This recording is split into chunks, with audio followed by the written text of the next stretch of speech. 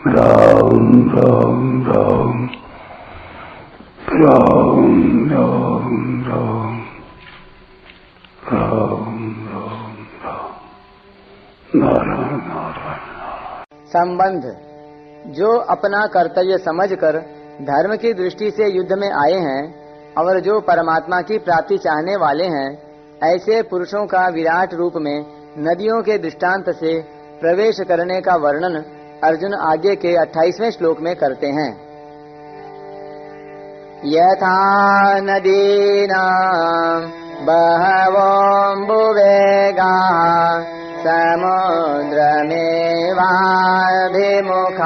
द्रवन्ते तथा तवामि नरलोकवीरा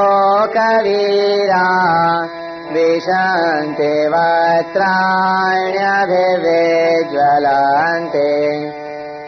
जैसे नदियों के बहुत से जल के प्रवाह स्वाभाविक ही समुद्र के सम्मुख दौड़ते हैं, ऐसे ही वे संसार के महान शूरवीर आपके प्रज्वलित मुखों में प्रवेश कर रहे हैं। व्याख्या। यथा नदीनां बहवोऽम्बुवेगाः समुद्रमेवाभिमुखा द्रवन्ति। मूल में जल मात्र समुद्र का है, वही जल बादलों के द्वारा वर्षा रूप में पृथ्वी पर बरस कर झरने नाले आदि को लेकर नदियों का रूप धारण करता है। उन नदियों के जितने वेग हैं, प्रवाह हैं, वे सभी स्वाभाविक ही समुद्र की तरफ दौड़ते हैं, कारण कि जल का उद्गम स्थान समुद्र ही है। वे सभी जल प्रवाह समुद्र में जाकर अपने नाम और रूप को छोड़कर, अर्थात गंगा यमुना सरस्वती आदि नामों को और प्रवाह के रूप को छोड़कर समुद्र रूप ही हो जाते हैं।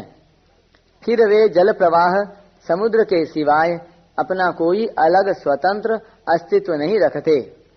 वास्तव में तो उनका स्वतंत्र अस्तित्व पहले भी नहीं था, केवल नदियों के प्रवाह रूप में होने के कारण वे अलग दिखते थे। तथा तवामी नरलोक वीरा विशन्ति वक्त्राण्यभिविज्वलन्ति। नदियों की तरह मात्र जीव नित्य सुख की अभिलाषा को लेकर परमात्मा के सम्मुख ही दौड़ते हैं, परंतु भूल से असत नाशवान शरीर के साथ संबंध मान लेने से वे सांसारिक संग्रह और संयोगजन्य सुख में लग जाते हैं तथा अपना अलग अस्तित्व मानने लगते हैं। उन जीवों में वे ही वास्तविक शूरवीर हैं जो सांसारिक संग्रह और सुख भोगों में न लगकर जिसके लिए शरीर मिला है, उस परमात्मा प्राप्ति के मार्ग में ही तत्परता से लगे हुए हैं।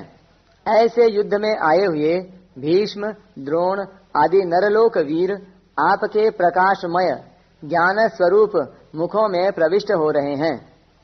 सामने दिखने वाले लोगों में परमात्मा प्राप्ति चाहने वाले लोग विलक्षण हैं और बहुत थोड़े हैं, अतः उनके लिए परोक्ष वाचक अमी वे पद दिया गया है।